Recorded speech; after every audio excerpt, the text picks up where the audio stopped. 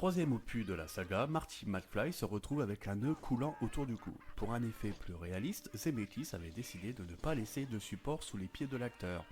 Une erreur de timing à la 7ème prise a failli lui être fatale.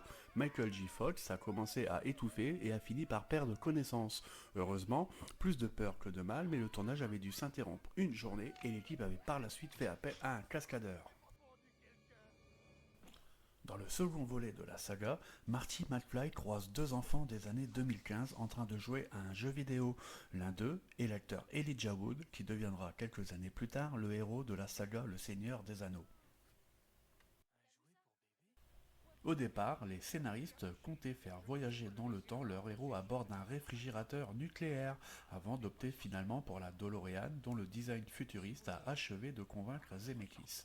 Un choix qui permettait dans le même temps d'éviter que des enfants ne s'amusent à s'enfermer dans un réfrigérateur pour tenter l'expérience chez eux. Déplacement de produits à gogo.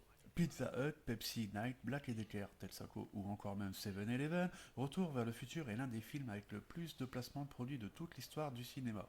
Une façon de jouer sur l'évolution des marques à travers le temps, mais aussi pour les producteurs de commencer à rentabiliser leur investissement avant même la sortie du film en salle. Un procédé qui ne va pas hélas sans aléas, certains labels ayant exigé un droit de regard sur la manière dont ils étaient présentés dans le film. Le scénariste Bob Gale a même pris une grande décision. Il a déclaré que ce film lui avait donné une leçon et qu'il ne referait plus jamais de placement de produits de sa vie dans le cinéma. Robert Zemeckis a quant à lui déclaré que, en effet, c'est comme si vous aviez un producteur de plus sur le film. Les différentes versions internationales ont achevé de complexifier l'opération. Ainsi, dans la version originale, la future mère de Marty McFly l'appelle Calvin Klein, en se fiant au nom brodé sur ses sous-vêtements, alors que dans la version française, elle l'appelle Pierre Cardin. Sur ce, merci d'avoir regardé cette vidéo et je vous dis à la prochaine. Nom de Dieu!